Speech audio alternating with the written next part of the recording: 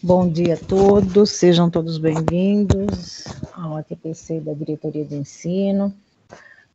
Primeiramente, eu gostaria de parabenizar todos os professores pelo Dia dos Professores, né?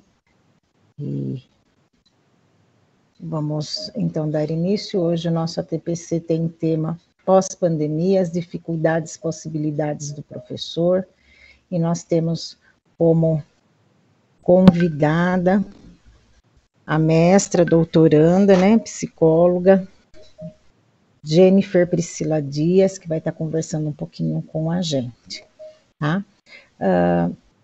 Para iniciar a nossa conversa, eu gostaria de chamar a Dani, PCNP de Língua Portuguesa. Bom dia, Dani. Bom dia, Ana. Tudo bem? Tudo bem. Vamos lá, então. Bom dia a todos e a todas. Hoje, professores de Ciências da Natureza, é um prazer imenso estar com vocês novamente.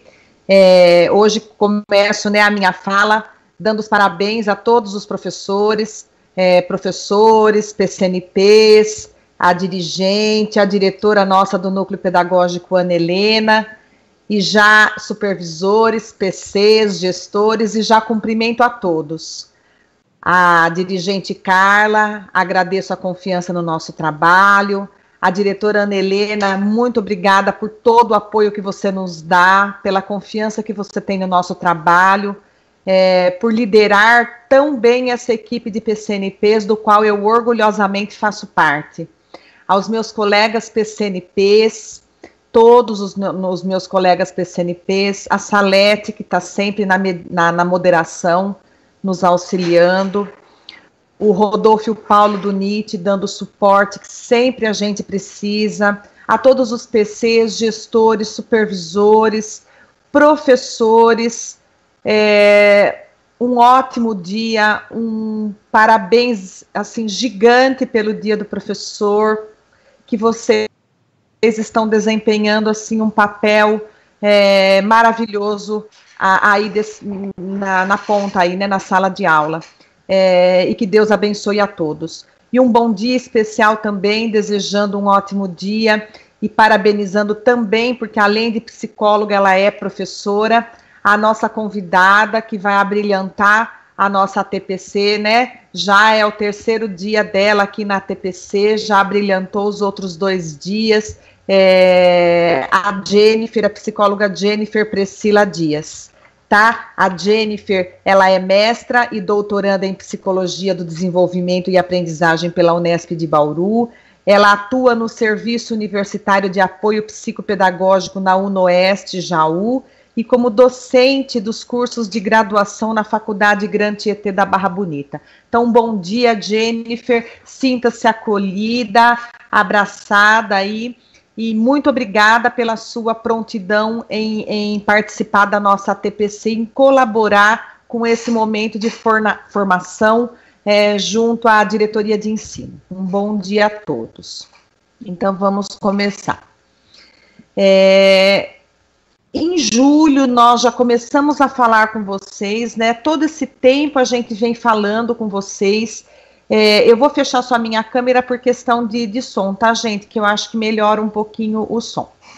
Nós já, desde julho, desde o começo da pandemia, a gente já vem falando nas ATPCs sobre as competências socioemocionais, sobre todas as dificuldades, né? Possibilidades que o professor vem passando, fizemos uma ATPC em julho sobre competências socioemocionais, depois a Ana Helena e o Carlinhos PCNP fizeram também uma ATPC falando do acolhimento, da importância do acolhimento no período ainda de pandemia, e agora já está se desenhando um novo cenário para a gente. É um cenário pós-pandemia, né? Nós já podemos, graças a Deus, a começar a falar sobre esse novo cenário pós-pandemia.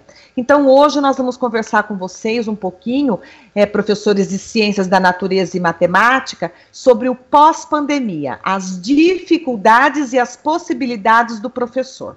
Tudo bem? Pode passar, Ana, por favor?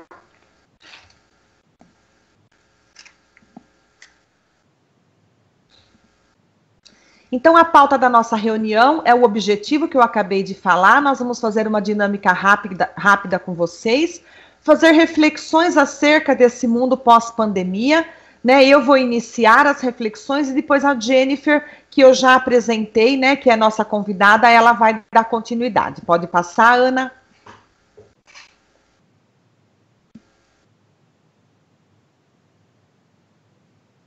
O objetivo, então, é apoiar os professores no período pós-pandemia, refletindo sobre desafios e possibilidades dentro do processo ensino-aprendizagem. O nosso foco é o processo ensino-aprendizagem. Então, nesse cenário que a gente está, né, ingressando nesse cenário, nós temos agora desafios, mas também nós temos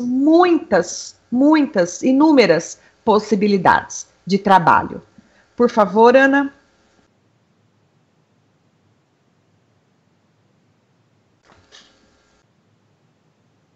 Então, aí, né, a nossa apresentação da TPC formativa, da Diretoria de Ensino, pós-pandemia, as dificuldades e possibilidades do professor, a nossa convidada Jennifer. Então, em nome da dirigente Carla e da diretora do Núcleo Pedagógico, Ana Helena, eu te agradeço, Jennifer,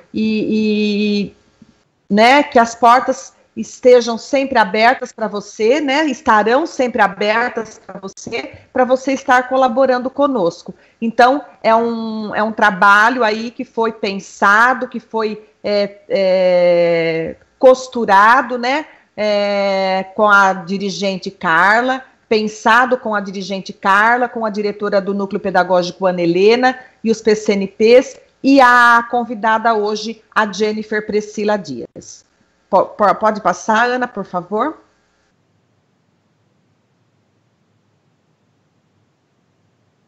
Então, nós vamos começar com essa reflexão. Em tempos de pandemia, nós temos que manter a sabedoria. E foi isso que nós tentamos fazer e fizemos durante todo o tempo. Pode passar, Ana, por favor?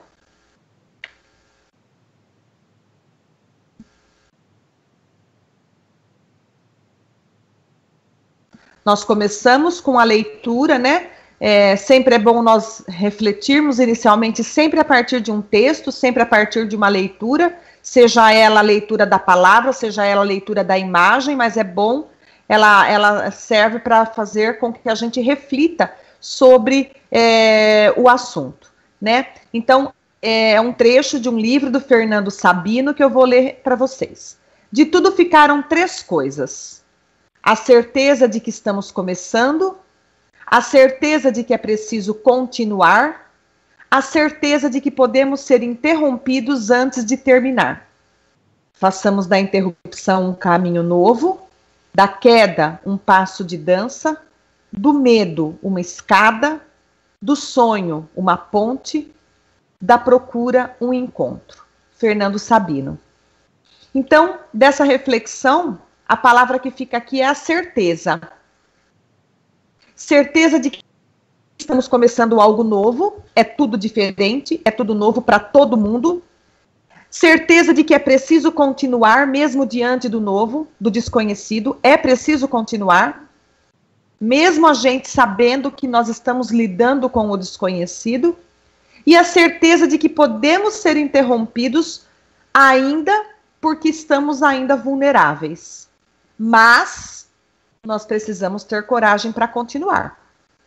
Tiramos lições do que passamos, estamos tirando lições do que estamos passando e vamos tirar lições ainda do que está por vir. Mas nós temos que ter coragem para continuar, para nos reinventar a cada dia. Por favor, Ana.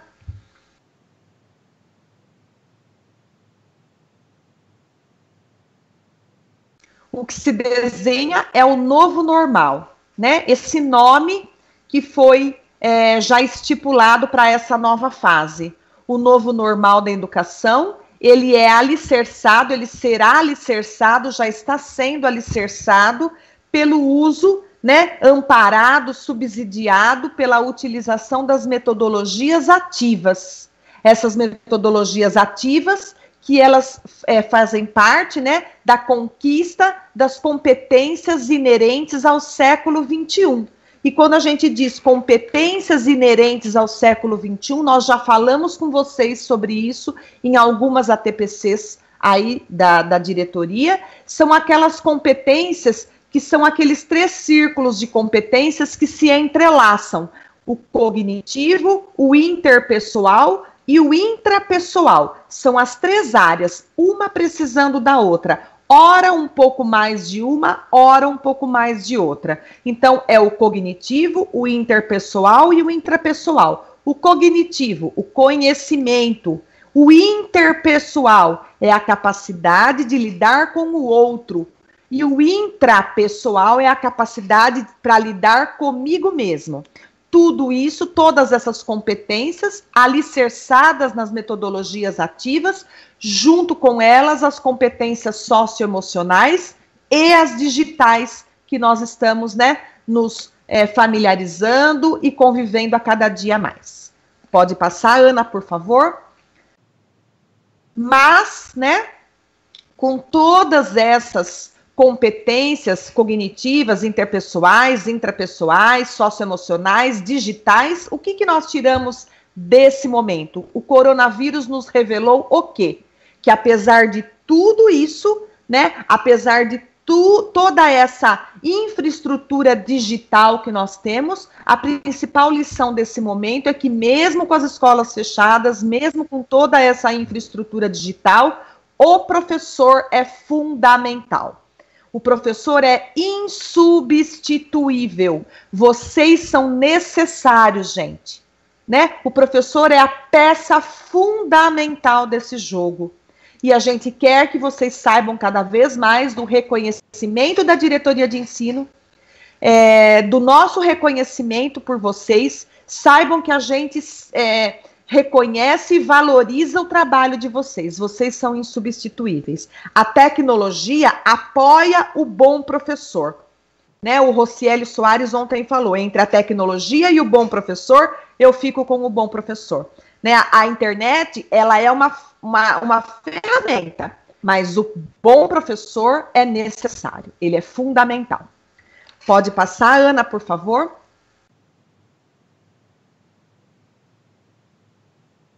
Então, aqui esse vídeo, esse material vai ficar disponibilizado na escola. Esse vídeo eu peço que vocês assistam, porque vale a pena, ilustra bem o que eu tô falando, tá? É um garotinho que faz esse vídeo, né? Que protagoniza esse vídeo.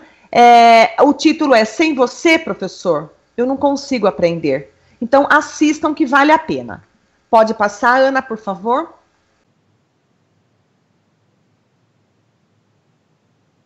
Nós vamos agora para uma dinâmica, né? Então eu digo, mas quem é esse professor?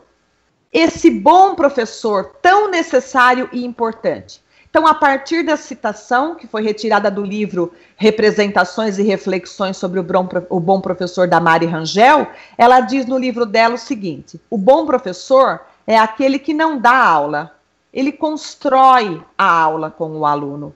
Né? O bom professor, quem é esse bom professor? Né? Então, agora a minha pergunta para vocês: quem é esse bom professor? Né? Que a gente está refletindo que ele é tão necessário, importante e insubstituível.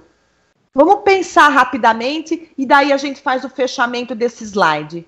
Aí no chat, por favor, vocês vão escrever para mim. O bom professor, só completem essa frase. O bom professor é aquele que não dá aula. Ele faz o quê? O que ele faz, esse bom professor? Ele não dá aula, ele faz o quê? Então, por favor, rapidamente aí no chat, por favor, eu gostaria que vocês participassem para a gente poder fazer o fechamento aí dessa reflexão nossa. Então, a professora Fernanda, é o intermediador do conhecimento.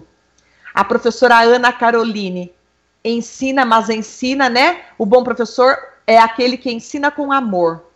A professora Márcia desperta o desejo de aprender. O professor Fábio, o bom professor é socratiano. A professora Sandra mostra o caminho para o aluno criar suas próprias conclusões. Muito bem. A professora Mônica desperta a curiosidade dos alunos.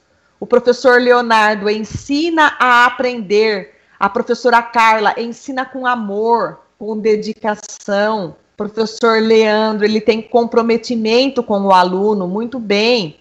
Serve de escada, professor José Eduardo. Olha que legal, serve de escada para que o aluno suba até atingir o objetivo. A professora Juliana sabe ouvir. Olha a escuta ativa, a escuta atenta, né? A professora Maria Ivone ensina com amor. Muito bem. É aquele que realmente consegue ensinar e acolher, professora Yara. E aí no YouTube, Ana? Oi, Dani. Também tem algumas contribuições aqui. Vamos lá. O Vinícius, ele conversa sobre assunto. É aquele que desperta o interesse do estudante para a aprendizagem. O professor Everton estimula o aluno, a aluna a pensar. A professora Rose constrói a aula com o aluno. A professora Dora constrói o conhecimento. Professora Karina, o bom professor é aquele que acredita na transformação, no crescimento individual e coletivo dos nossos alunos, apesar de todas as diversidades. O professor Gilberto ensina e aprende ao mesmo tempo. Professora Simone, aquele que incentiva a demonstrar o seu melhor. Professor Sérgio instiga o aluno à aprendizagem. O professor João é o facilitador. Professora Paula é aquele que é resiliente. A professora Vanessa, ele desperta no aluno a vontade de aprender. A professora Adriana, compartilhar o conhecimento com amor. Isso, Dani. Muito bem, obrigada, Ana. Olha, gente, muito obrigada pelas participações, é isso mesmo. O professor, o bom professor é aquele que ele deixa o aluno ser protagonista da aula, né? É aquele professor que não mais é aquele detentor absoluto do conhecimento, e sim aquele que compartilha do conhecimento com o aluno, né? Aquele que caminha junto com o aluno e, além de tudo, inspira esse aluno a aprender, né? O aluno vê no professor o exemplo e vê no professor a importância do aprender. É esse professor, é esse bom professor que vocês são, né? Que a gente tem certeza de que vocês são, né? Que vocês realizam esse trabalho na sala de aula, por isso o nosso reconhecimento por vocês. Por favor, Ana.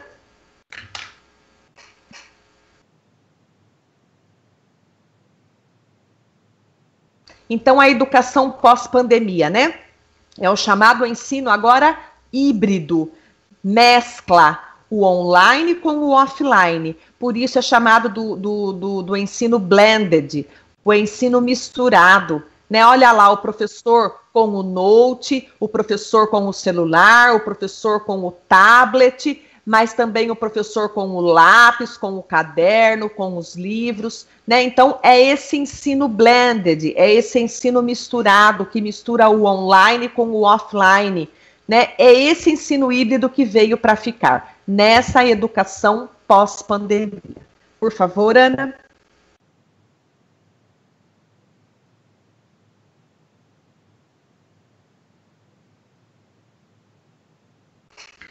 Então, o ensino híbrido, né, a mistura de métodos, né, o presencial e o online, ora online, ora offline, e ele tem que valorizar esses dois momentos, né, encontrar maneiras, né, e a Jennifer vai conversar com vocês, de mesclar esses dois modos de ensino, o online e o offline. Pode passar, Ana, por favor?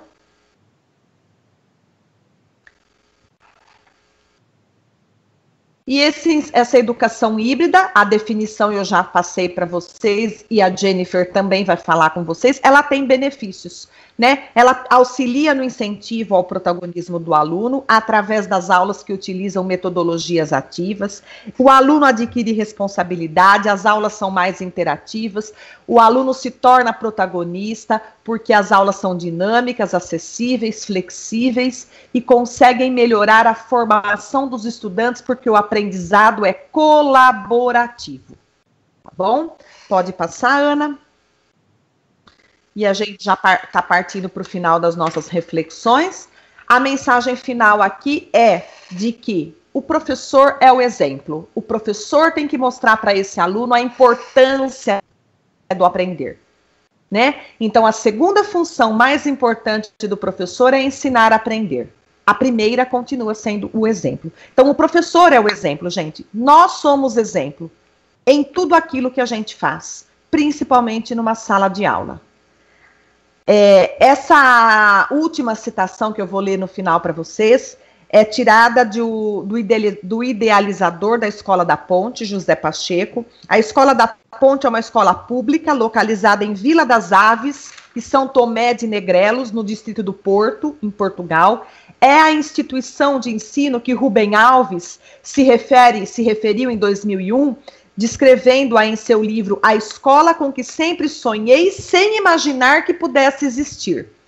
Ela faz parte do chamado movimento da escola moderna, alicerçada nas ideias de Freinet, que diz que escola democrática para todos é aquela em que se dá o protagonismo do aluno. É a nossa filosofia. É a filosofia nossa da SEDUC, hoje, né? É a escola em que se dá o protagonismo do aluno.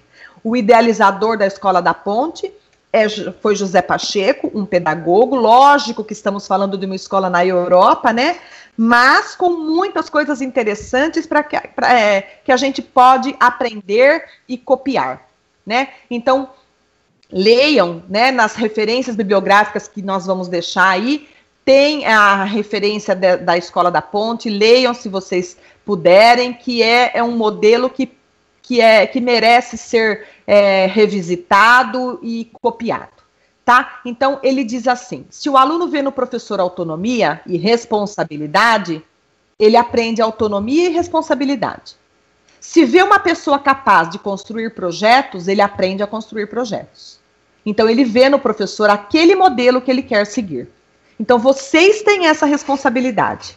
E nós temos a certeza de que vocês estão fazendo o melhor de vocês. Então, eu termino a minha fala aqui, cumprimentando novamente vocês e deixando claro para vocês o nosso reconhecimento, a nossa valorização por vocês, e passo a palavra para a Jennifer, mas eu termino com uma frase do Augusto Cury, que educar é semear com sabedoria, gente, mas e colher com paciência. Tenhamos paciência. A colheita às vezes demora um pouco, mas ela vem. Saibamos semear com sabedoria, para que a gente possa colher com paciência, né? Então tenhamos paciência para colher, mas a colheita vem. E a colheita é maravilhosa, porque vem do fruto do nosso trabalho com esses jovens, com esses alunos, que são nossos alunos e que veem em nós, professores, modelos para eles. Vocês são modelos. Parabéns, professores, obrigada pela paciência em me ouvir mais uma vez. E agora eu passo a palavra para Jennifer. Jennifer, bom dia. Bom dia, Dani. Bom dia, Carla. Bom dia, pessoal. Ana. Bom dia, professores e professoras. Queria agradecer mais uma vez o convite e a oportunidade de contribuir um pouquinho, principalmente, né, nesse momento. E aproveito também para manifestar os meus votos de parabéns, né, para todos vocês. Tenham um excelente dia. Eu acho que não existe profissão mais nobre do que a que nós escolhemos, né? Nós formamos vidas, de um modo mais romântico de dizer, né? Nós formamos pessoas. E o que seria da sociedade sem os professores? Então, parabéns, aproveitem mesmo, e eu desejo que vocês, no caminhar, né, ao longo da caminhada, que vocês cada vez mais sejam felizes nessa escolha tão importante que foi ser professor. Então, eu queria iniciar a minha fala fazendo essas congratulações e também agradecendo ao convite. Mais uma vez, já estamos aí no nosso 3º dia de formação. Então, hoje a gente vai conversar um pouquinho sobre as dificuldades e possibilidades do professor, pensando num pós-pandemia, né? E é claro que, como já foi dito, é um mundo de incertezas, porém, temos algumas projeções e a tendência é que sempre iremos discutir sobre isso para que saibamos lidar e como fazer, né? Porque é uma caixinha de surpresas tudo que estamos vivendo.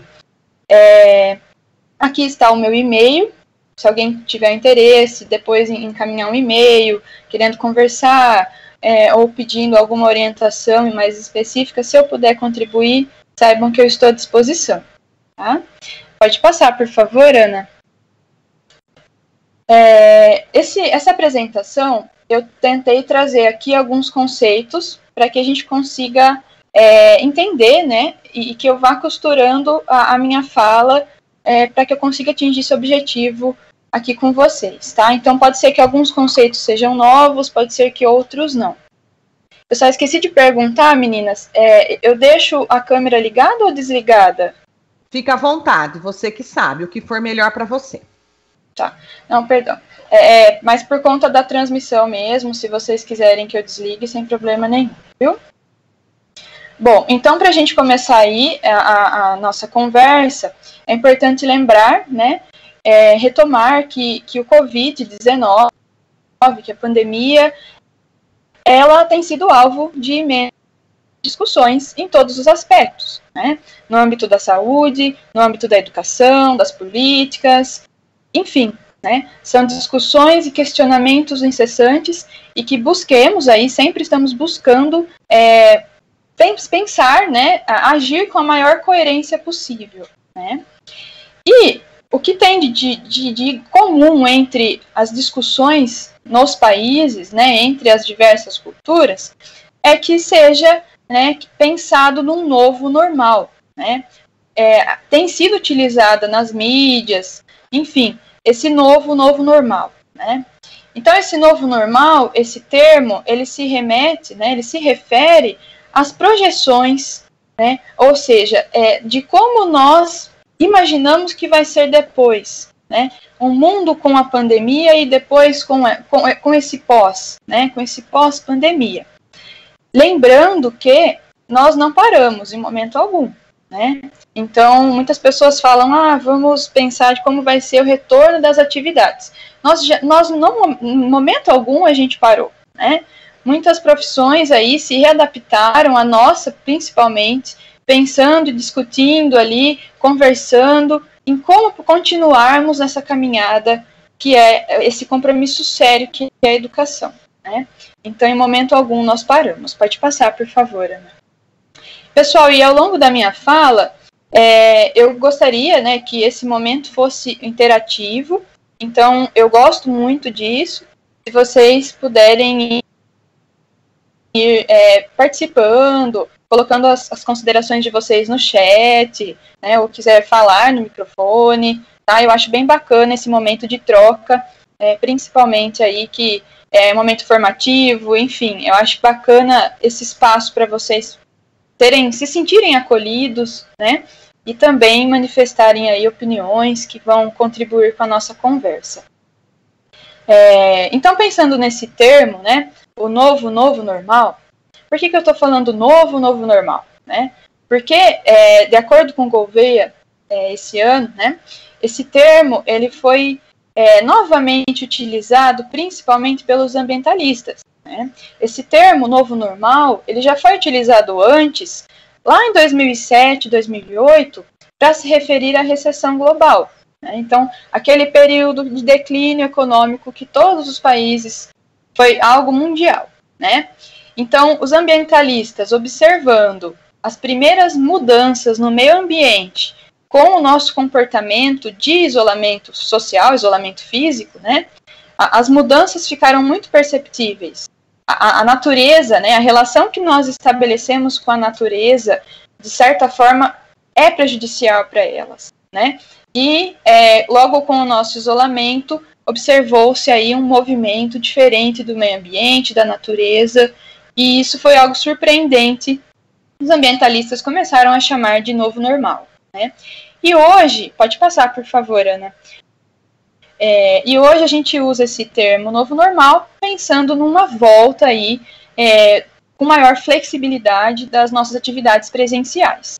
Então, quando a gente pensa em novo normal, a gente tem que lembrar que não temos referência, né? Não temos referência, tudo isso é uma situação muito nova para todos nós, e quando nos deparamos com momentos difíceis, momentos desafiadores, momentos em que não temos uma referência para nos pautar de como fazer e o que fazer, nós acabamos desenvolvendo essas habilidades e acaba sendo um momento de aprendizado para todos, né? E aí a gente se depara com um momento de adaptação. Então, no momento de adaptação, a gente vai desenvolver habilidades, a gente vai desenvolver repertório, tanto cognitivo quanto comportamental, né? Então, é muito importante que nós tenhamos essa consciência, né, que será uma fase desafiadora, assim como tem sido desde o início da pandemia, né, mas que não é impossível, né, que tudo pode acontecer e que nós temos um leque de possibilidades. Vai depender muito também da criatividade, né, da nossa capacidade de inovação, de repensar as nossas práticas, né? A gente tem que lembrar que a sociedade inteira vai ter que se reconfigurar. Temos que reconfigurar tanto a nossa forma de se comportar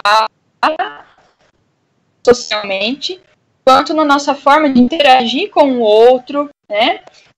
Pensar em saúde, temos observado inúmeras lacunas, inúmeros aspectos que o Brasil tem que melhorar, né? Pensando em Brasil, né? Questões muito particulares, muitas vezes, de cada cidade, de cada município, mas de forma geral, a gente temos que reconfigurar tudo, né? Assim, políticas, nova forma de se comportar, estilo de vida, o mercado de trabalho, como que vai ser pensar em carreira, em empregos, em trabalhos, depois com pós-pandemia, né? Como que vai ser a economia? Já temos percebido desde o começo, né? Várias reflexões e dúvidas sobre como vai ser a economia do nosso país.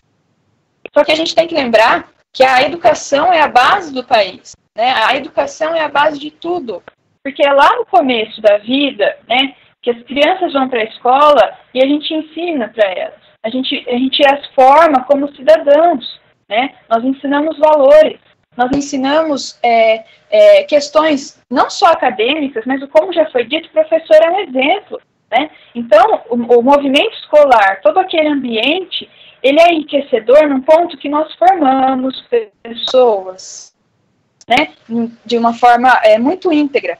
E pensar em reconfiguração de sociedade, a gente está pensando não só, quando a gente fala em mudanças, né, numa nova forma de se comportar, de saúde, de estilo de vida, de mercado, a gente está falando principalmente de educação, porque a educação vai ter que se readequar também às necessidades, às demais necessidades que nós estivermos ali vivenciando. Pode passar, por favor, Ana. Então, aqui, gente, é bom deixar também, lembrá-los, né, que essa reunião, essa palestra não acaba por aqui, né? Então, se a gente for pegar esse momento, os assuntos que estamos falando aqui, teremos inúmeros desdobramentos, né? Temas cada vez mais que temos que nos aprofundar, discutir e pensarmos no coletivo, né? Então, o que eu percebo, né, que no início da pandemia e durante a pandemia, e muito possivelmente depois, com o pós-pandemia, nós temos sempre, né, nos questionando, discussões incessantes de todos os âmbitos, né? Ficamos muito preocupados em como atingir a carga horária do ano letivo, né? Estamos preocupados em como promover uma educação igualitária, com equidade, para toda a população, considerando toda a diversidade que nós temos no nosso país, né? Estamos falando aqui também de alunos com alguma deficiência, alunos com alguma especificidade que demande um trabalho diferenciado, né? Estamos falando também de educação especial. O que ensinar? Como ensinar? O que é prioridade? Parece que foi um primeiro contato muito difícil para muitos professores, né, para muitas escolas. O que é prioridade? Né? A gente segue muitas vezes aquele planejamento na risca ali, né? Nós temos um cronograma, uma ementa, todo um trabalho articulado que nós refletimos ali com reuniões e reuniões no começo do ano letivo, para deixar o mais redondinho possível, e de repente a gente teve que refazer tudo isso, né? E foi muito desafiador, assim como tem sido. Como planejar também, né? Como articular esses conteúdos prioritários com a BNCC, com aquelas competências e habilidades, quais metodologias e como aplicar, né, os procedimentos. Então, tudo isso tem sido alvo de discussões desde o começo da pandemia, e é importante lembrar que estamos em constante adaptação, tudo pode mudar, né? Então, essas questões, do meu ponto de vista, irão continuar. Pode passar, por favor, Ana. Então, pensando em pesquisa, né? Bom, como que a gente vai poder responder essas perguntas? Será que a gente tem a certeza do que estamos fazendo? Será que a gente está trabalhando da melhor forma? Infelizmente, a gente só vai saber depois, né? Nesse momento, nesse dia a dia nosso, desde o começo da pandemia, tudo que temos é a certeza que estamos fazendo o nosso melhor, que estamos nos dedicando, buscando informação, conhecimento, trocas grupais, né, de compartilhamento mesmo de práticas, né, o que você está fazendo que deu certo, professor, vamos proporcionar esse ensino, essa formação, momentos como esse, tudo que nós podemos ter é a certeza que nós estamos vivendo, né, da melhor forma possível, fazendo o nosso melhor dentro das possibilidades, né? Pode passar, por favor. Mas muito o som está ruim. Pessoal, vocês estão me escutando bem? Melhorou? Estamos tá sim, bom. Jennifer. Tá. Qualquer coisa, vocês vão me falando, por favor, viu, gente? Eu estou tentando falar um pouquinho mais alto por conta da câmera. Obrigada. Bom, muitas das nossas perguntas vão ser respondidas também, pessoal, e isso é importante reforçar, a importância do desenvolvimento científico, a importância das pesquisas. Uma coisa que o coronavírus nos mostrou e tem mostrado sempre é o quanto o investimento em pesquisa tem que ser maior cada vez mais. Isso de forma mundial, né? É claro que no contexto internacional é outra referência, né?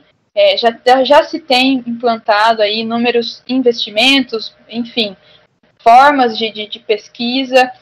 Aqui no Brasil a gente tem que melhorar isso, né? E não posso deixar de citar a importância disso, principalmente para que a gente tenha referência, para que a gente saiba, para que a gente conheça, né, esse vírus e as implicações dele na nossa vida de um âmbito geral, né? Então, pesquisas na áreas de humanas, exatas, biológicas, independentes, todas, né, estão nesse momento direcionadas a compreender um pouquinho as implicações desse vírus, né, do novo coronavírus na nossa vida, né? E pensando nas pesquisas desenvolvidas até o momento entre educação e pandemia, a maioria, né, pelo que a gente tem observado, tem buscado ali, né, discutir e apresentar artigos, publicações sobre esses temas aqui, né, os principais, de acordo com algumas referências. Então, muitos trabalhos têm sido desenvolvidos sobre percepções de docentes sobre ensino remoto emergencial, né? Então, como que o docente tem se preparado, relatos de experiência, né? Uma gama de artigos falando sobre isso, para também chegar aí a público, né? Para que as pessoas vejam como tem sido desafiador e como que o professor está lidando com tudo isso.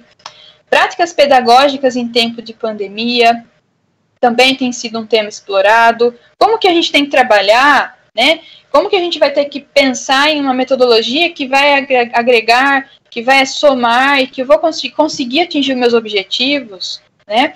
Os desafios encontrados no ensino remoto emergencial e no processo de aprendizagem, como que a gente pode utilizar tecnologias digitais de informação e comunicação nesse ensino remoto, também tem sido um outro tema, né? E a saúde mental dos docentes, que, sem dúvidas, é um assunto extremamente importante e que, antes da pandemia, né, desde sempre, tem sido muito explorado por todos os pesquisadores, né? Enquanto profissional também, pesquisadora da saúde mental, nós temos aí percebido um aumento no adoecimento dos professores, pensando em todos os fatores que o professor tem que lidar na profissão dele, né? Então, o professor ele acaba ficando mais exposto a alguns fatores que podem ser percebidos como estressores e, a depender de cada um, porque o que é um fator estressor para mim pode não ser para o outro, o que eu percebo de uma forma em algum momento é diferente do que eu sinto de outra, tá? Mas, de forma geral, o contexto laboral da área docente, né, ele acaba sendo adoecedor no sentido da quantidade, né, de pressão, muitas vezes, né, das responsabilidades enormes que nós temos. Então, acaba sendo um cenário que, para muitas pessoas, é difícil de direcionar e de lidar. Então, a gente percebe aí um índice grande de professores adoecidos com burnout, né, que é a síndrome de estresse no trabalho, né, que é caracterizada pelo estresse profundo. Temos aí níveis de ansiedade, de depressão também muito altos, e as pesquisas cada vez mais têm buscado intervenções, né, entender esse público, entender esses estressores para que a gente possa rever também políticas e mudanças necessárias. É importante lembrar que as políticas devem ser pautadas em pesquisas, né, pesquisas científicas, com fundamentação, com metodologia, com ética. Então, não existe uma política, pelo menos esse é o meu ponto de vista, né, as políticas têm que ser pautadas em pesquisas, porque é a partir dela que a gente consegue conhecer uma realidade. É até um tema que me chama muita atenção, essa questão da saúde mental dos professores. Pode passar, por favor, Ana. Mas só para fazer um paralelo, né, ainda mais nesse momento de pandemia, nós nos cobramos cada vez mais, né? Nos cobramos se estamos fazendo certo. O professor, né, por si só, ele é aquela pessoa muito crítica, né? Muitas vezes nós temos dificuldade de aceitar que erramos. E é importante lembrar, pessoal, que nós não temos parâmetros. Nós não temos parâmetros nenhum. Tudo que a gente sabe, né, é que todo esse momento está sendo algo, né, muito desafiador e que a gente precisa se preparar, que a gente precisa se unir. Porém, é um momento difícil, né, e novo para todo mundo, né? Nós não temos repertórios, nós não temos momentos que a gente possa vir na nossa memória, né, que a gente possa discutir e falar assim, bom, a gente fez assim, assim, assim, quando aconteceu isso, né, e isso não funcionou, eu vou fazer isso, isso e isso. A gente não tem isso, né?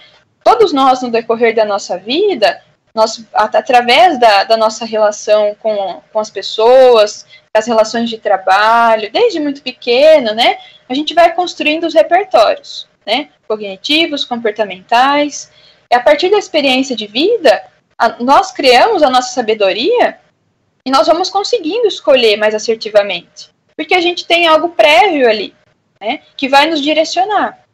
E esse momento, por ser algo muito ímpar, né, e uma coisa, né, uma situação, né, não normativa, ou seja, não é esperado que se tenha uma pandemia, né, muitas coisas a gente espera no decorrer da vida, em alguns momentos específicos do nosso desenvolvimento, né, porque a gente está em constante desenvolvimento, nós nascemos, crescemos e estamos aprendendo e desenvolvendo a vida toda, né, porém, situações como essas não são previsíveis, né, no contexto de uma pandemia. Então, é importante falar isso, porque eu percebo, enquanto psicóloga, que as pessoas acabam se cobrando demais, né, se cobrando no sentido adoecedor. A gente sabe que a cobrança, a autocobrança, né, a questão de estar ali em autorreflexão, de saber o que fazer, peraí, eu tenho que estar à frente, o que eu tenho que fazer, isso é muito bom, isso tem que ter. Agora, né, tem pessoas que ultrapassam esses limites do saudável e acabam se culpabilizando, acabam se sentindo limitadas e se sentindo amarradas, né, digamos assim. Então, essa sensação é muito adoecedora. E aí, conforme a gente vai ali caminhando nesse andar de reflexão incessante, de se achar ali que não está fazendo o que tem que fazer, essa culpa muito grande, muitas vezes, ela nos afasta do mais importante para nós, que é oferecer, que dá esse melhor de nós para os nossos alunos, que é estabelecer, que é cumprir aqueles objetivos, que é trabalhar como a gente gostaria, né? Então a gente acaba se afastando, muito pelo contrário, né? Então é importante salientar, né, reforçar que eu tenho certeza que estamos todos lutando em direção a algo muito maior, né? Mas que nós vamos vencer. Eu gosto de tentar, nessas falas que eu faço, de tentar levar uma mensagem otimista, né? Porque nós estamos unidos, nós não paramos em momento algum, a educação ela está se reconfigurando. No meu ponto de vista, a educação ela tem que se reconfigurar sempre, para se adaptar às mudanças da nossa geração, né? A gente fala aí em educação do século XXI. Então, mas é importante a gente ter consciência disso, né? Que vamos errar, vamos tentar errar menos, mas a gente vai, né? E tá tudo bem a gente errar, porque afinal a vida é um eterno aprendizado. E eu tenho a possibilidade, dia a dia, de rever as minhas práticas, de buscar uma orientação, de buscar um respaldo, de conversar com a minha coordenação, de fazer diferente, né? O que eu não posso fazer enquanto professor, enquanto qualquer profissão, é me negar a me reajustar, a me atualizar e a mudar as minhas práticas que não deram certo, né? Eu acho que aí está faltando, nesse caso de negação, né, de não rever, eu acho que aí falta com a ética, com a responsabilidade que você assumiu enquanto profissional, né? Mas a gente tem que ter a consciência de que está tudo bem errar, está tudo bem a gente não saber o que fazer, porque é novo para todo mundo, né? E aí é importante que a gente busque cada vez mais refletir, conversar e se atualizar sobre as coisas que vão acontecendo, né? E aí, já falando o próximo item, né, da conversa, independente de pandemia, né, com ou sem pandemia, o professor, né, os profissionais da educação, de qualquer área, na verdade, né, mas vamos focar aí na nossa área. Os profissionais da educação, eles têm frequentemente, né, que buscar a melhor forma de praticar, de exercer a sua atuação, né. Nós temos esse dever, enquanto profissionais, essa responsabilidade ética, social, de buscar as metodologias que mais atendem à demanda, lembrando que não é o aluno que tem que se encaixar na educação, mas a educação que tem que agregar, que tem que se adaptar àquele aluno, né, numa proposta de educação inclusiva, né, para todos, uma educação igualitária para todos. Então, para que a gente consiga proporcionar um ensino de qualidade, um ensino significativo, porque daí o aluno atingindo os objetivos, o aluno chegando nos pontos que a gente planeja, vai ser bom e excelente para todos, né? E para o professor isso é algo que não tem preço, né? Isso é algo que nos motiva, e quando a gente não atinge aqueles objetivos, quando acontece alguma coisa de errado no meio do caminho, a gente fica muito frustrado, né? Então é importante a gente sempre rever sempre as nossas práticas, as nossas metodologias, a forma que a gente está fazendo tanto o processo de ensino quanto de avaliação também, né? Que é um desafio, e ainda mais agora. Mas que a gente proporcione essa educação significativa para o aluno, né? A gente precisa pensar que existe aí essa diversidade e o que eu posso fazer perante isso, né? Quais são as minhas possibilidades? Pode passar, por favor, Ana. Teve um comentário ali, Sandra, né? Muito bem colocado, sobre a situação mental do professor. Com certeza, até um tema que eu, né, estaria aberta a mais convite sempre, né, para falar sobre esse tema em específico, que é um tema muito importante de ser falado, discutido, e é claro que cada vez mais pensado em políticas para respaldar esse professor também, né? Bom, pensando na atuação docente, o professor, eu trouxe só alguns pontos, porque eu acho que a atuação docente é um eterno 3 pontos, né? A gente sempre vai ter que refletir sobre a atuação docente e se reconfigurar, né? E refletir práticas teóricas, enfim, fazer esse paralelo aí do novo professor do século XXI e a partir de cada modalidade também de ensino, como tem que ser essa atuação, né? Mas de forma geral, o professor, ele acaba sendo um mediador, né? Um facilitador daquele processo de aprendizagem, de desenvolvimento humano, né? Desde a educação infantil com a estimulação, as primeiras palavrinhas, né? Até o ensino superior. Então, a gente acaba atuando como um direcionador das inteligências múltiplas, do desenvolvimento íntegro daquele aluno. E o nosso papel é pensar aí numa educação para todos.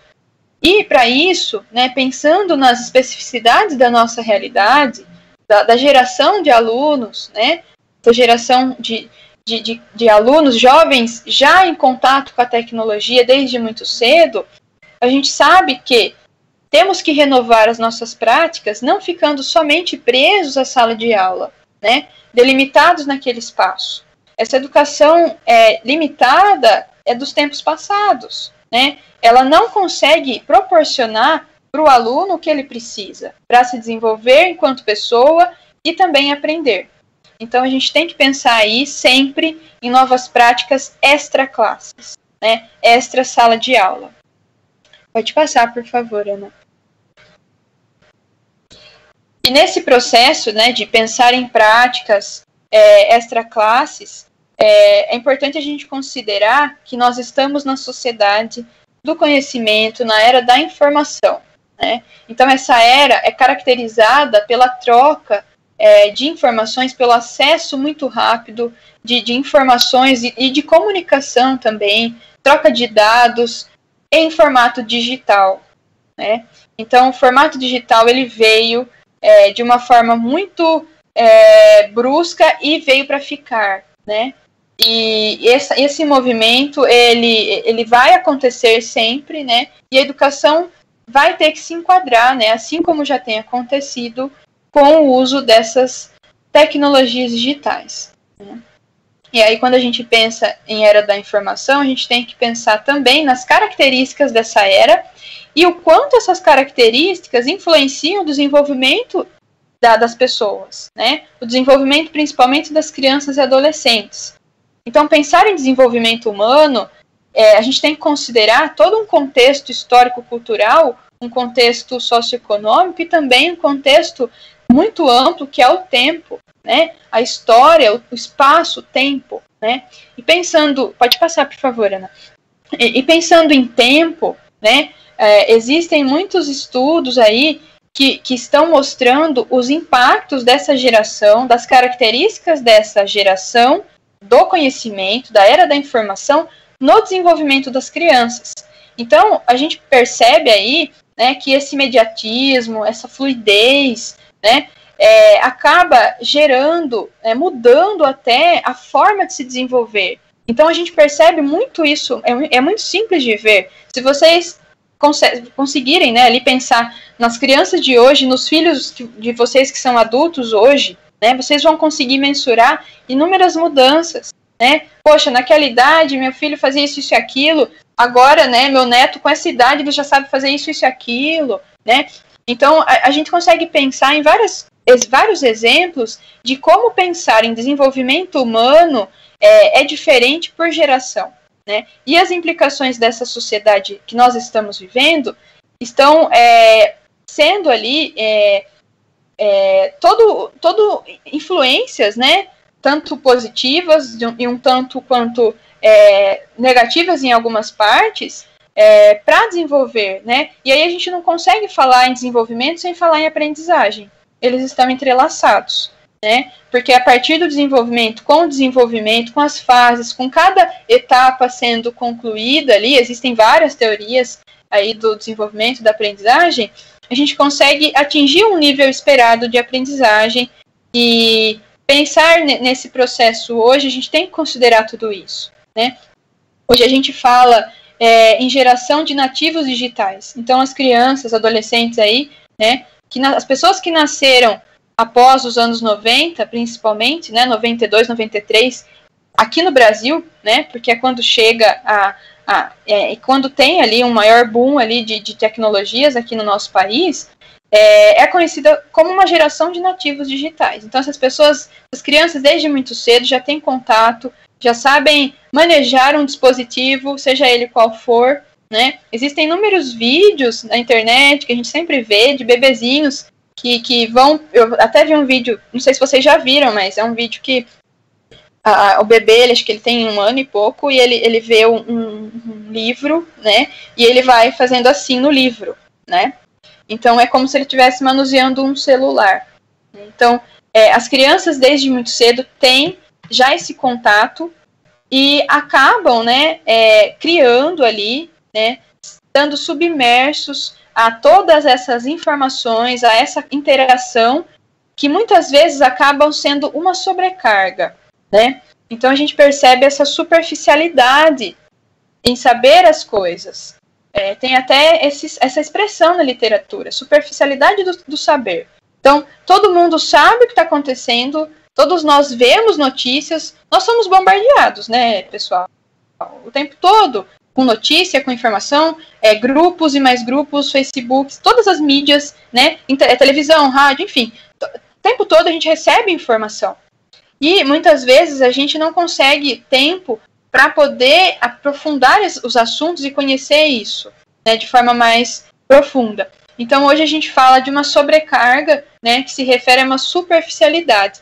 E o nosso aluno, ele chega assim, né, independente da modalidade de ensino, da educação básica ou no ensino superior, ele chega com essa característica, né, de ser um nativo digital.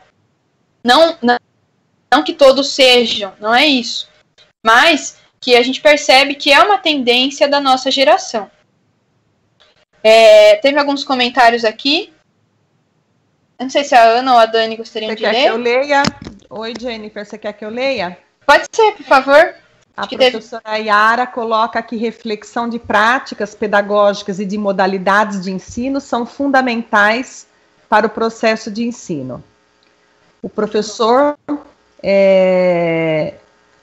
Wilson, ele diz: concordo com o termo nativo digital, mas nem todas as crianças, principalmente as mais carentes, têm acesso aos dispositivos tecnológicos.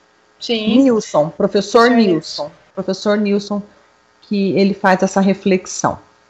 Com certeza, professor. Obrigada, professores, pela participação. Eu concordo, é até um dos pontos que eu trago para vocês daqui para frente, né, sobre esse desafio para nós, né. A gente fala de uma forma muito abrangente, mas a gente sabe que dentro da diversidade do nosso país, temos muitas famílias, muitas crianças e jovens que não têm as mesmas oportunidades, né? Com certeza, né? A gente fala aí de uma geração, de uma característica, mas pensando no nosso país, isso ainda não é algo que está em desenvolvimento, né? Em comparação com outros países, né? Que é toda uma questão diferente, né? Enfim, né? Não vou entrar em detalhes, porque já são outras configurações, mas com certeza, professor Nilson, né? A gente tem que lembrar que alunos de diversas modalidades de ensino, eu também no ensino superior, né? Tenho me deparado com esse desafio de tentar promover esse ensino, considerando esse aluno que trabalha, que é mãe, que é pai, né, e que tem filho, que tem prioridades, muitas vezes, que no momento que nós estamos, não é a faculdade, né, e aí a gente tem que ter toda uma flexibilidade, tem que ter um jogo, e aí a gente tem que tentar, né, pensar em formas inclusivas cada vez mais a partir da realidade dos nossos alunos. Muito bem colocado, professor. Até no final eu trago algumas discussões sobre esse aspecto também. Pode passar, por favor. Esqueci de comentar ali só do consumo, né? Que nós somos todos, de alguma forma, direta ou indireta, consumidores dessas informações, dessas tecnologias, né, desde até um rádio, né, que acaba sendo um tipo de um veículo, né, de comunicação, até um dispositivo mais avançado. E quando a gente pensa no uso das tecnologias, a gente geralmente associou, né, esses dispositivos ao entretenimento, né? Então é difícil, né, a gente pensar, né, em novas configurações, principalmente pelo hábito que nós criamos de achar, né, tudo isso é cultural, né? Então a gente chega geralmente a pensar ali em momentos de descanso, né, de lazer em família, muitas vezes utilizando essas mídias, assistir um filme, né, assistir um vídeo, ouvir uma música. Contato geralmente que a gente tem com essas tecnologias pensando no entretenimento. Então, essas tecnologias são diversas, né? É só uma definição do que são meios digitais, né, de comunicação e interação, mas esse aparato que nós temos, né, no nosso dia a dia, essa quantidade de programas, diversos ambientes que as próprias tecnologias nos proporcionam, esses contextos diferenciados, e é claro que tudo isso, né, até previsto pela BNCC, até tem um nome, né, acho que vocês já sabem, que chamamos de competência digital, né? Competência digital é essa capacidade que nós temos que desenvolver em nós, enquanto professores, no século XXI, isso está previsto pela BNCC, né? E também com os nossos alunos, sejam, independente, né, da matéria ou da modalidade, o ensino híbrido, ele veio para ficar, né? Isso é desde antes da pandemia. Então, geralmente o ensino híbrido, ele é uma prática, né, de muitas universidades, e desde ali, pensando no ensino à distância, né, e ele tem sido utilizado, né, com mais frequência pela educação básica também. Então, com certeza vocês, né, que trabalham em escolas particulares também, muitas vezes as escolas acabam comprando sistemas para fazer atividades extra classes com os alunos, né? Então tem sido uma tendência muito grande de incluir essa habilidade, né? Usar essas ferramentas a nosso favor. E muitas vezes, nós já estamos utilizando elas, né? E a gente não sabe, né? Porque a gente, assim, muitas vezes não dá tempo da gente parar para entender, né, ou refletir sobre, mas muitas vezes a gente já pratica, né, a gente já utiliza ferramentas, né, tecnologias digitais na nossa prática profissional. Acho que teve algum comentário aqui, teve vários comentários, inclusive. A Ana gostaria de ler? Ou eu posso ler? A professora Salete, acho que já está respondendo, Jennifer. Ah, tá. Tá. Depois eu faço a leitura, então, é isso, Dani? Sim, pode continuar. A gente já está respondendo para poupar teu tempo. Muito obrigada, mas eu vou ler, pessoal. Eu acho bem interessante saber também a posição de vocês. Lembrando que aqui a gente está explanando alguns pontos para a gente pensar, né? É uma reflexão coletiva, né? É importante que nós tenhamos consciência de que a gente está conversando uma formação, né? Então, algumas coisas a gente tem que refletir sobre como fazer, né? E a proposta da formação, até pelo tempo, não dá para explanar tudo isso. Então, eu estou passando brevemente em alguns pontos, tá? E aí a gente vai tentando trabalhar com outras formações, né? Pode passar, só por uma questão de tempo, tá, Jennifer? Que a professora Salete já está interagindo, já está respondendo. Tá joia. Muito obrigada. Pode passar, por favor, então, o slide.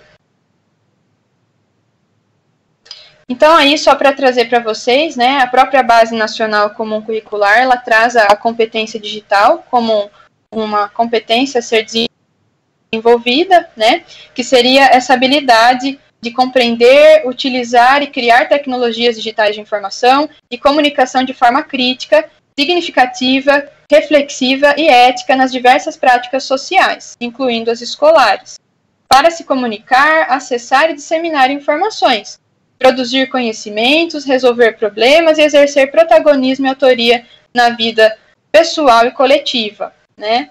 Então, a gente consegue perceber aí que as políticas têm trazido, né, essa competência nova para que nós trabalhemos independente da modalidade de ensino, né? Não tem como a gente não considerar, a partir da geração que estamos, das mudanças que nós tivemos na nossa geração, tá? Pode passar, por favor.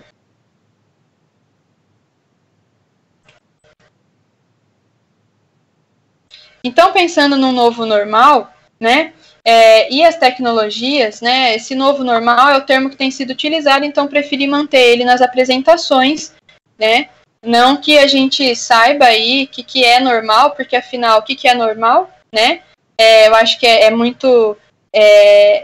a gente tem que conversar também sobre isso, porque essa questão de padronizar uma única vivência, né, um único parâmetro, um único contexto, é uma tendência que nós temos, porém a gente sabe que não é assim, né? Então, pensando numa nova realidade, né, e as tecnologias, a gente vai ter o enorme desafio de tornar o analógico em digital, né, em criar possibilidades utilizando o digital para as nossas práticas pedagógicas, e nesse processo a gente vai inovando, criando novas práticas.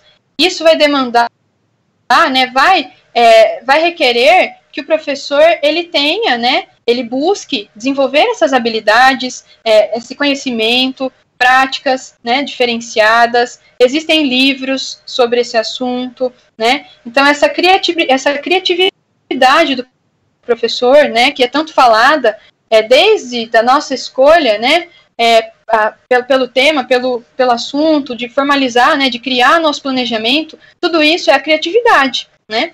E aí, mais do que nunca, essas metodologias ativas e o ensino híbrido, elas possibilitam que nós trabalhemos com essas tecnologias e que nós ofertemos, né, as competências e também saibamos utilizar ali, né, proporcionar uma educação adequada para a nossa geração, né, que é essa geração com todas essas características que eu já mencionei aqui brevemente para vocês.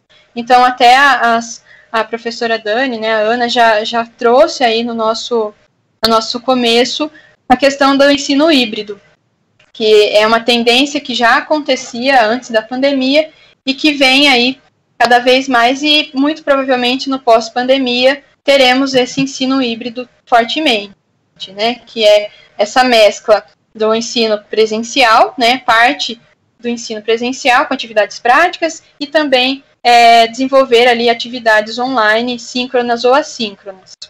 Pode passar, por favor, Ana.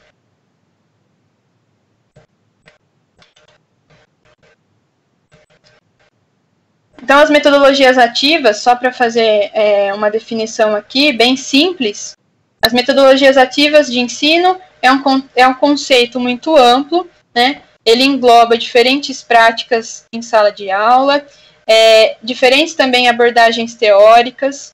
Então, existem aí várias linhas de pensamento sobre as metodologias, e cada uma delas, né, vai proporcionar ali, vai direcionar atividades que vai tornar o aluno protagonista do processo de aprendizagem dele, né?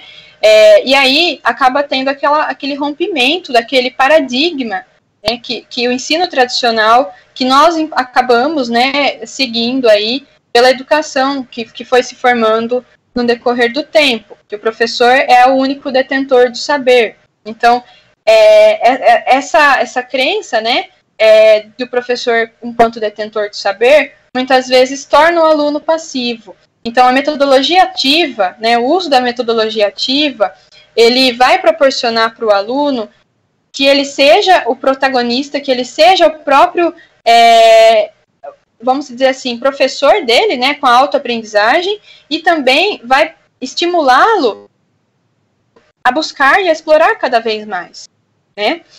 Então, o professor, ele é muito importante, é claro, independente do método que ele estiver usando. Lembrando que o professor, ele não se reduz ao método e não se reduz às tecnologias jamais, né?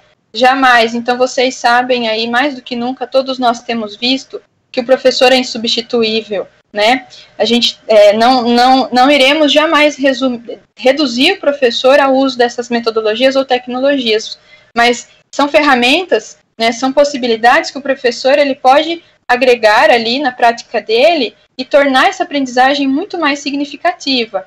E pensando no mundo que nós estamos e nesse pós-pandemia, é uma tendência muito forte, né, que nós agreguemos aí várias dessas metodologias ativas na nossa prática, em qualquer modalidade de ensino, né?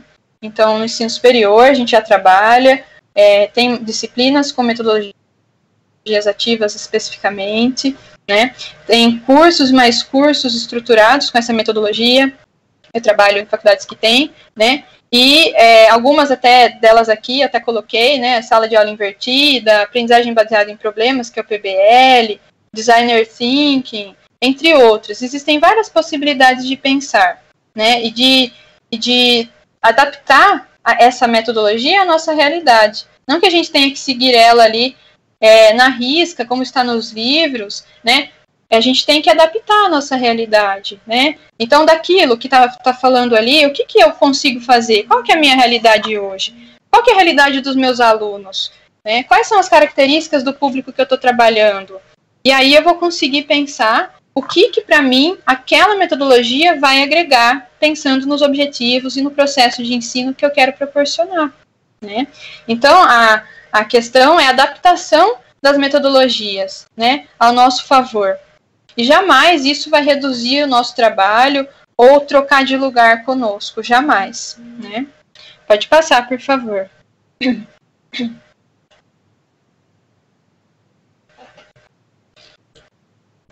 E aí uma definição de ensino híbrido, né, mas já foi falado.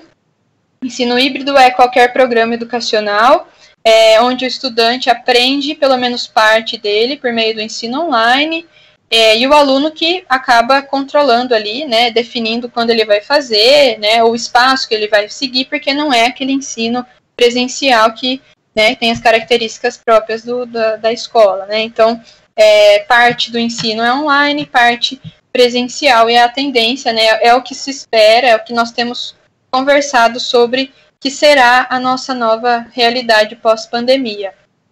Pode passar, por favor, Ana.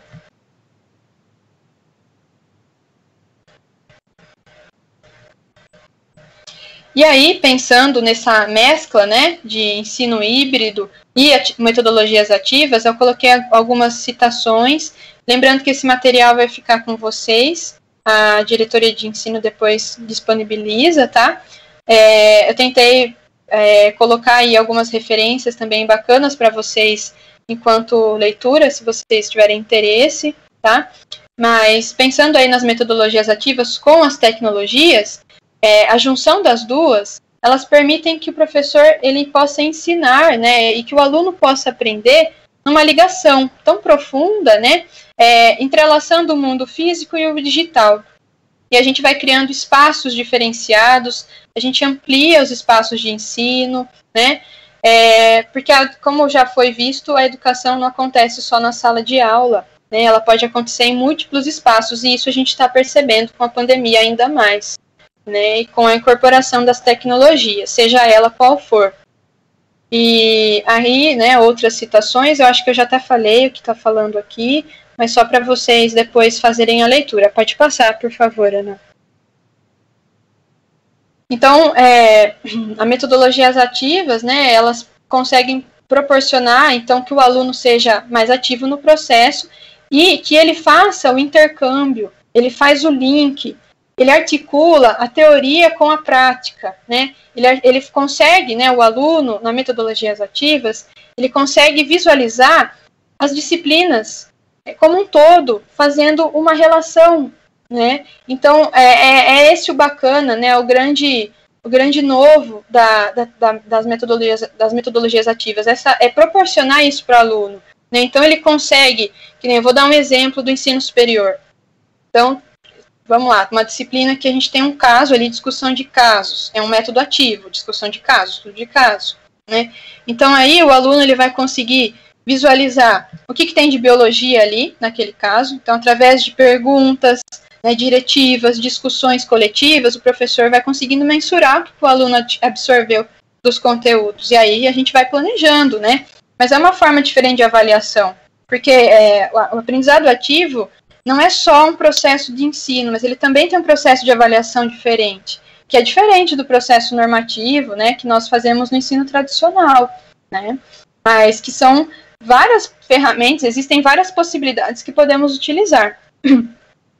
Então, só para ilustrar uma pirâmide aí, com a porcentagem de como o aluno pode aumentar, ampliar as habilidades e competências dele no aprendizado ativo, né? Principalmente quando ele discute, quando ele pratica e quando ele ensina. Só um minuto, por favor. Quando ele ensina, até algo que a gente percebe, né? As formas diversas de fazer avaliação na metodologias ativas geralmente englobam, né, discussões, estudos de caso, explanações, perguntas direcionadoras, né, onde vai ter a troca coletiva, e o professor ele vai conseguindo saber ali como que foi o processo de construção daquele conteúdo, daquele ensino. E nesse processo existe a troca do grupo, e o grupo cresce muito com essa troca, né? Os amigos, os colegas ali, eles vão aprendendo com o outro, trazendo ali as implicações, as considerações deles, e aí a gente pode ir organizando. Então, vou falar só a minha opinião, né? O que a gente percebe no ensino superior, muitas vezes é que o professor, na metodologias ativas, em alguns métodos, né, que são vários, a gente muitas vezes acaba atuando como um tutor, e esse é o termo que a gente utiliza, né? Um tutor no direcionamento e na orientação desse processo de autoaprendizagem, né? Mas que tem que ser muito bem planejado, né? Elaborado. Não é um grande desafio, como nós até colocamos no título aí da nossa conversa, tudo muito desafiador, né? E demanda a adaptação, busca constante, formação constante. Não é algo da noite para o dia, né, gente? É importante também dizer isso. Pode passar, por favor.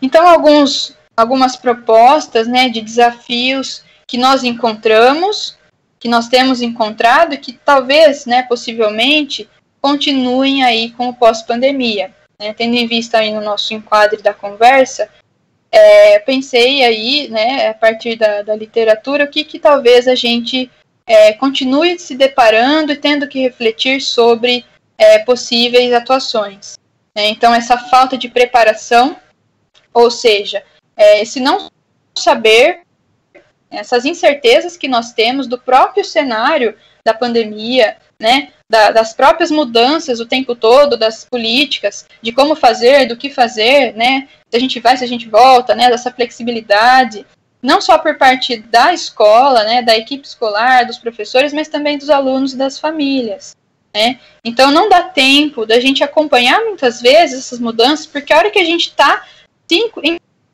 entendendo ali num processo, vem uma nova normativa, vem um novo decreto, ou vem uma mudança, ou esse vírus se mostra diferente, né? Então a gente vai acabando ali não tendo tempo de se readaptar. A hora que você acha que você entendeu o que você está fazendo, tem que fazer, vem uma mudança. E aí essa adaptação constante é um desafio, né? É um desafio, e como eu já disse, né, e vocês sabem, né, perfeitamente, ele traz ações para a nossa vida, para a nossa saúde, né? Enquanto pessoa, enquanto docente, os nossos alunos, também tenho percebido, enquanto psicóloga, que os jovens estão mais vulneráveis aí com tudo isso, né, com o ensino remoto, assim como nós, né, com todo esse contexto incerto, né, que nós estamos vivendo. Então, é algo que talvez continuemos tendo que buscar estratégias e lidar assertivamente, né. Então, o planejamento de ensino, de aulas, também vai continuar sendo um desafio, né, refletir sobre esses objetivos, os métodos, essas habilidades, as competências, o que é prioridade, como aplicar, como que eu vou articular essas habilidades, esses conteúdos, para que atendam às necessidades previstas naquela modalidade, né? A partir também da especificidade do meu aluno, que é uma diversidade, né? É uma diversidade que nós lidamos enquanto professores.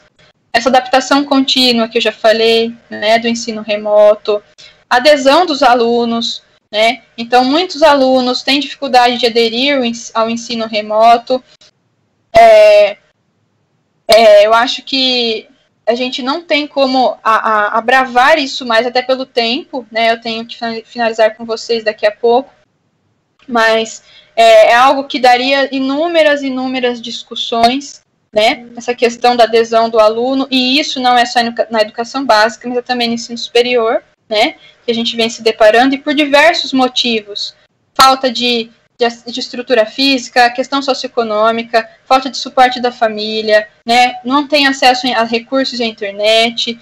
São questões muito maiores que nós, professores, não temos como mensurar, né? E que é muito difícil porque a gente não sabe, muitas vezes, a realidade do nosso aluno, que ele está vivendo lá na casa dele, né? A gente sabe aí das diversas questões que acontecem na relação intrafamiliar, né? E enquanto psicóloga eu tenho acompanhado alguns índices preocupantes da pandemia na relação familiar, e realmente são temas que a gente tem que conversar, né? E até lembrando da fala do professor Nilson, né, ali, com certeza, professor, isso é um grande entrave para a nossa atuação, e que perpassa a escola, né? É algo muito maior, e que daríamos aí uma discussão gigante de muitos outros âmbitos, que fugiriam um pouquinho, mas que eu acho interessante a gente discutir com certeza, numa próxima oportunidade. Oi, Jennifer. Os professores, a gente sente que eles têm bastante preocupação, né, nessa questão da adesão dos alunos, embora a secretaria e as escolas, né, as escolas, os professores, quando eu digo escolas, professores, gestores, funcionários, eles estão fazendo a busca ativa, que a busca ativa é um movimento da SEDUC em procurar, em alcançar esses alunos que não deram ainda retorno, né, na questão das aulas. Então, por isso a preocupação aí eu entendo do professor Nilson e dos outros professores nesse último tópico aí, né, na questão da adesão dos alunos, né, que a gente não entende muitas vezes quais são os motivos desse aluno não aderir ao pedido, às atividades, ao chamado do professor em realizar as atividades, por isso a preocupação dos professores. Não, eu concordo com certeza, porque eu também sou professora. Eu estou trabalhando no ensino superior, mas não é tão diferente da educação básica, né? Eu lido com... o meu público ali, a maioria é alunos de 17 que acabaram de sair do ensino médio, né? Então, eu também tenho essa preocupação, e são realidades diferentes, porém, muitas das variáveis eu também lido, né, da mesma forma que vocês. Essa questão da adesão dos alunos é muito forte. Apesar de ser uma faculdade, né, e de ser público diferente, um outro âmbito, nós também temos que lidar aí com essas questões da diversidade do nosso aluno, né? Muitos dos nossos alunos no ensino superior, só fazendo um paralelo, né, eles trabalham, muitos estão desempregados também, né? Tem outro público também, tem um pessoal que tem a família ali, tem os filhos, e aí tem que trabalhar, tem que ajudar o filho na atividade remota, dependendo da idade, e à noite tem a aula, né? Então são muitas características, mas que de forma geral o professor, independente da modalidade, ele tem se deparado com alguma dificuldade em relação à adesão dos alunos, isso é fato, né? Pode passar, por favor.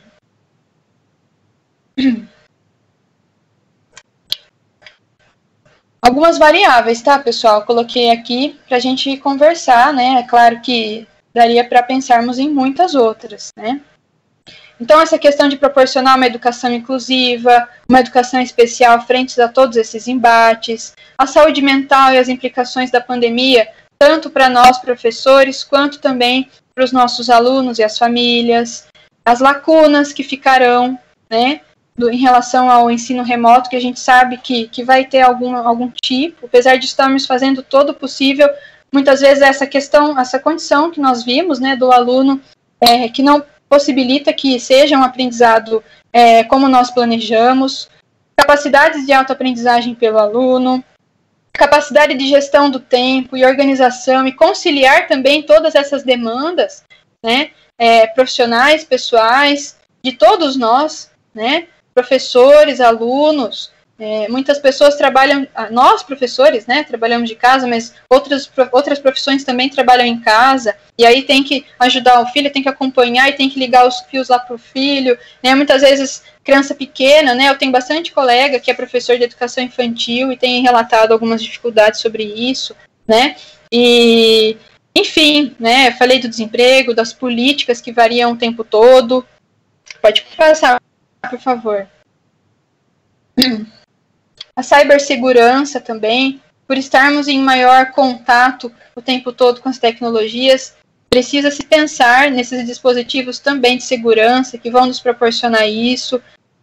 Cyberbullying também, né, sempre existiu ali antes da pandemia, mas com esse contato maior de formato de aula online, ele fica mais suscetível, né, a acontecer, apesar de... Então, acho interessante as escolas pensarem em trabalhos preventivos sobre isso, sempre, né?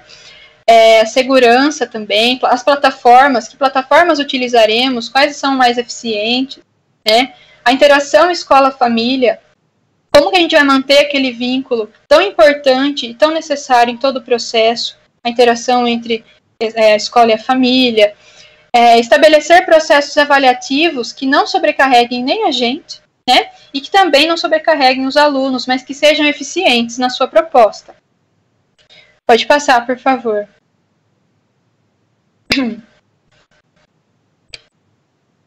Acho que eu já estou acabando também, pessoal. Esse aqui pode passar também, viu, Ana? Eu já acabei falando no decorrer aí do discurso. A gente já vai caminhando também para o fim, né? É só para ilustrar aí uma tela do professor Luiz Borges Gouveia, né, que eu achei interessante. Quando o aluno ele tem uma metodologias ativas, né, de ensino, e a partir do ensino híbrido isso também é possível, a gente consegue proporcionar para o aluno que ele coopere, né, que ele colabore, porque a gente leva ele a explorar, porque ele começa o conteúdo, né, o ensino, ele acaba sendo mais significativo porque ele atribui um sentido maior, porque é ele que está fazendo, né? É ele que vai atrás, ele vai explorar, ele vai buscar. E isso é muito motivador para o aluno. Enquanto psicóloga, isso a gente sempre percebe aí os aspectos da motivação também no processo de ensino-aprendizagem. Pode passar, por favor, Ana.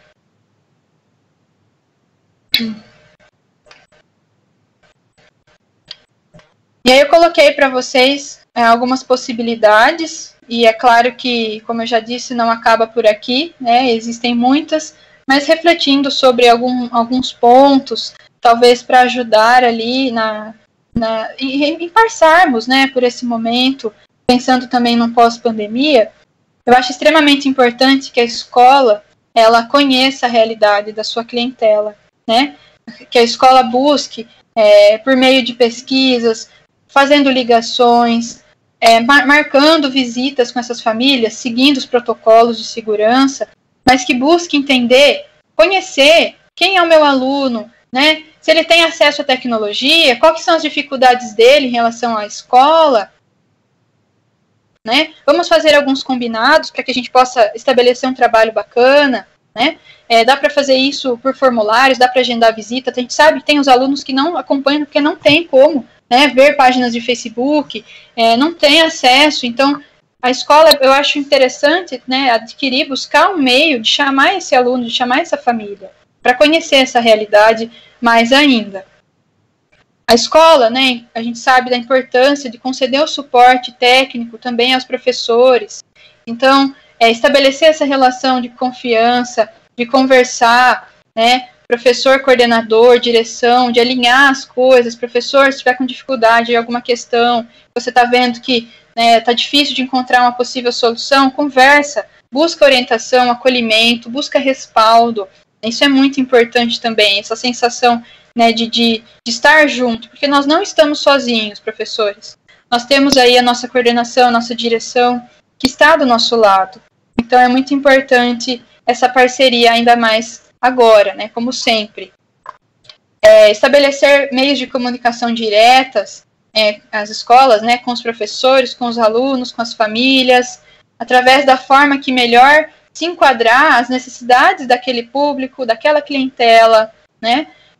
Tem também algumas escolas que eu vi que é super legal de fazer representação de pais. Então, eleger ali um pai ou uma mãe responsável de cada ano para ajudar na disseminação dessas informações, e aí cada escola vai configurando, vai se adaptando, vendo se isso é válido ou não. Aqui são algumas dicas só para, né, caso vocês queiram pensar sobre essas reuniões frequentes também com a família, com os professores, estimular a formação contínua da sua equipe escolar como um todo, né, realizar encaminhamentos tanto de professores quanto de alunos à rede, né? Então é importante isso, criar espaços para que se mantenha, para que tenha manutenção daquele vínculo tão importante entre a família e a escola e o corpo docente. E aí existem várias possibilidades dentro de cada escola, dá para fazer, né, algumas coisas mais específicas, né, dependendo da modalidade de ensino também, atividades, pensando no ensino híbrido, né, dá para a gente pensar num leque aí, assim como nós já fazíamos antes da pandemia, né? Pode passar, por favor.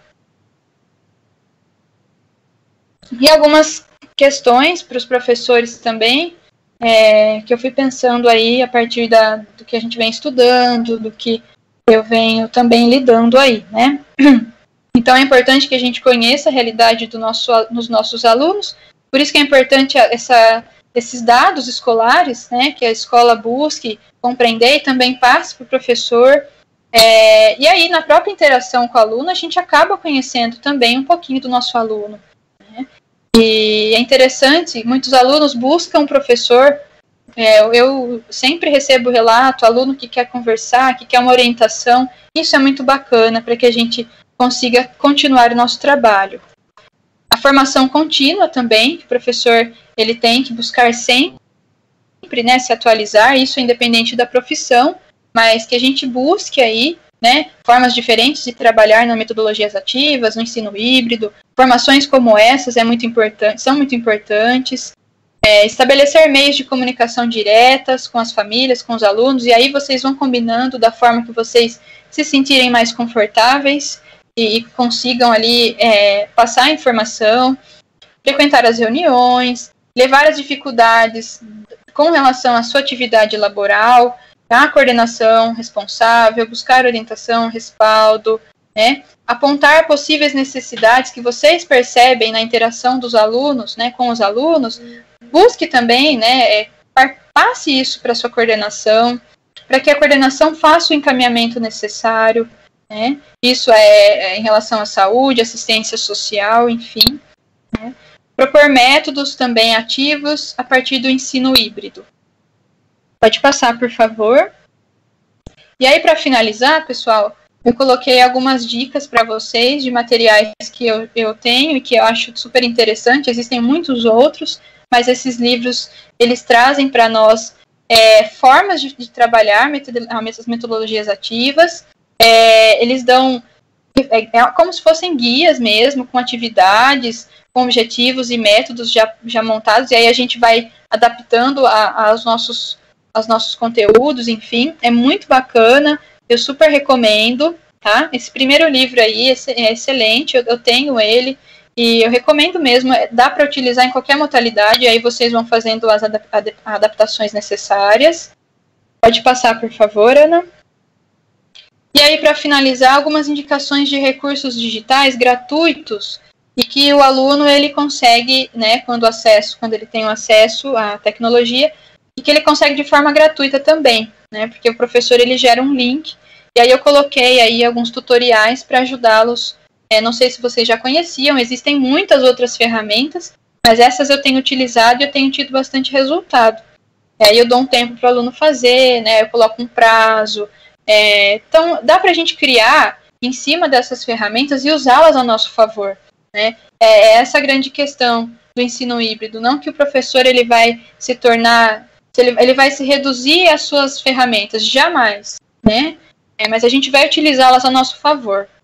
Então tem o Padlet, que são murais, dá para criar um monte de coisa também, aí um link com o tutorial, o Mentimeter também, que dá para criar nuvem de palavras, enquetes, né?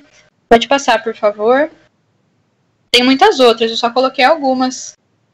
Aí o Word Wall também, que dá para fazer palavrinha cruzada, caça-palavras, bem bacana.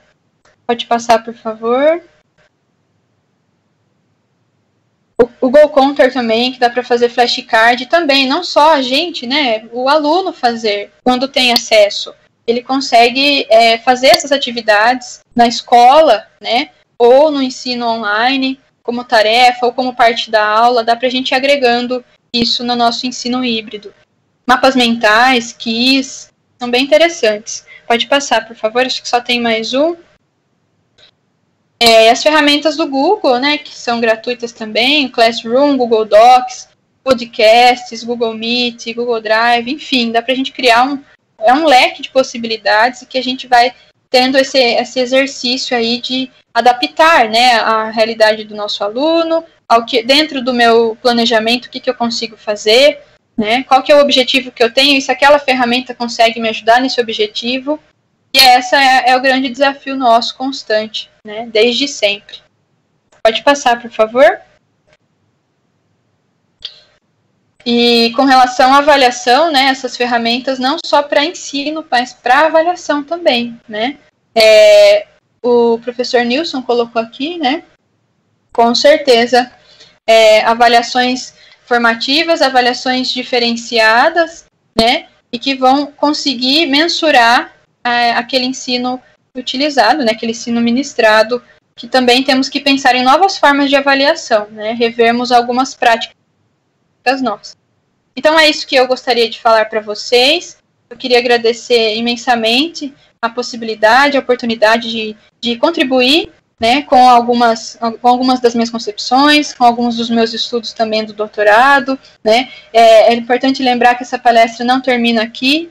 Esse assunto acho que é imensurável os desdobramentos dele, né, em todos os âmbitos, mas de forma especial, né, eu acho que essa formação cada vez mais vai ser importante, e queria parabenizar a diretoria de ensino pela preocupação, pelo comprometimento com os docentes em possibilitar essas possibilidades, né, essas oportunidades de troca e de conhecimento. Muito obrigada, pessoal. Obrigada pela participação. Jennifer, eu gostaria mais uma vez, em nome da Carla, dirigente, da Ana Helena, diretora do núcleo, agradecer muito você.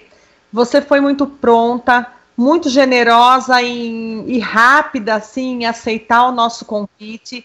Então, eu agradeço, assim, de coração.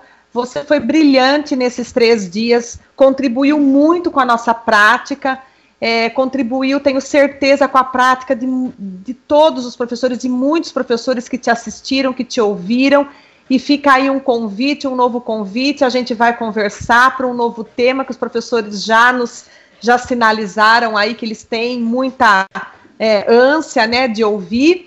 E eu estou muito feliz de ter tido esse contato com você, a diretoria de ensino ter tido esse contato com você, e mais ainda agora, por acabamos de saber que você é fruto da rede pública, né? Os professores Sim. da Escola de Iná Balestreiro estão, assim, imensamente felizes de ouvir você, estão orgulhosos, porque eles se inscreveram, que você é fruto da missão deles, né? A professora coordenadora Roveine, parabenizando você em nome dos professores da Escola de Iná Balestreiro, que eles estão aí te ouvindo, orgulhosos de saber que você é fruto daquela escola. Então, parabéns mais uma vez, eu fico até emocionada, porque ver que você, assim, prontamente, gentilmente nos atendeu e assim, a preocupação nossa como você disse, em proporcionar para esses professores uma formação, né? A gente se preocupa a cada dia, nós do Núcleo Pedagógico, então, em nome do Núcleo Pedagógico, da Diretoria de Ensino, em nome da Carla, da Ana Helena, de todos os PCNPs, de toda a Diretoria de Ensino, eu te agradeço imensamente. Foi muito prazer, bom ter você nesses 3 dias. Muito obrigada. Ana, você quer falar alguma coisa? Não, mais uma vez agradecer a Jennifer, a prontidão dela, né, de estar conosco, e mais uma vez parabenizá-la, e também parabenizar todos os professores, né, pelo Dia dos Professores, e lembrá-los da nossa avaliação, que é através de lá que nós geramos a nossa lista de presença, para a gente mandar para a SEDUC, tá? Mas muito obrigado, Jennifer, de coração, desses 3 dias com você, que foram, assim, muito valiosos para a gente. Muito obrigado mesmo. Eu que agradeço, um enorme prazer. E posso só fazer uma mensagem para os professores da DINAC?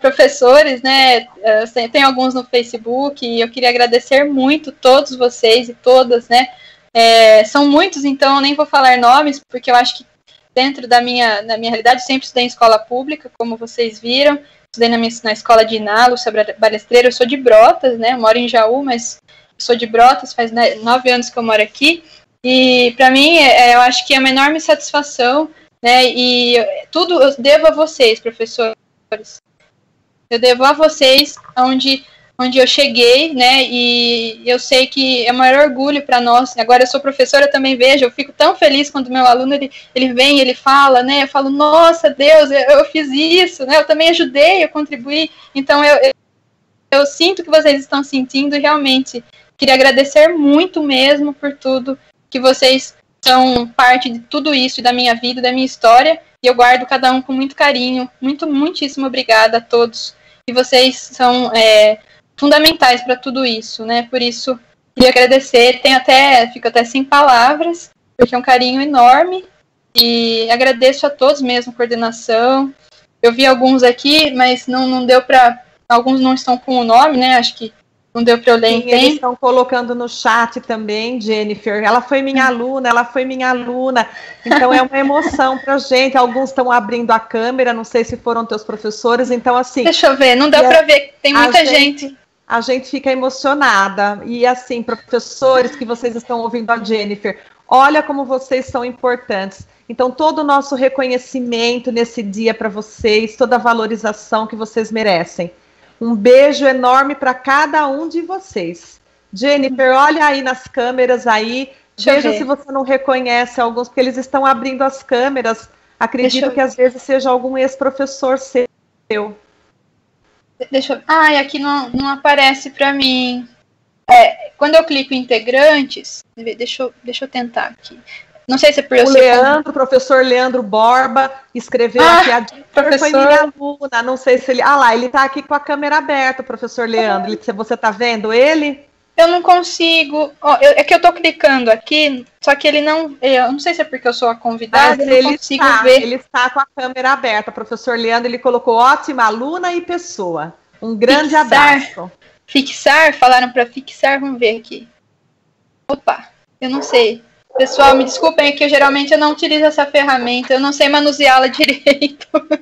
Mas obrigada, professor Leandro, com certeza. Lembro do professor Borba, professora Luciana Urbano, professor Gilberto, que é meu primo também, né, de matemática, professora Leia, professora Rovê, de geografia, professor Luiz Cláudio, professor Mário de biologia. Nossa, muitos, né? Nossa, que carinho gigante. Muito obrigada, pessoal. Obrigada mesmo pelo carinho. Os professores do Diná Lúcia Balestreiro hoje estão orgulhosos. Ai, que bom. Para eles.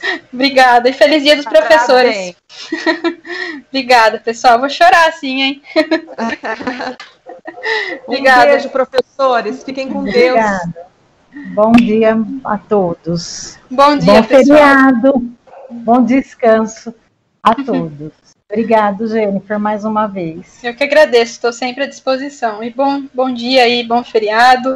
Feliz dia dos professores a todos e todas. Eu estou tentando abrir aqui, mas eu não estou conseguindo, gente. Desculpem por não conseguir ver a câmera. Realmente, eu preciso aprender aqui, mas eu vi aí, né, consenti as mensagens. Obrigada mesmo de coração. Um grande abraço a todos.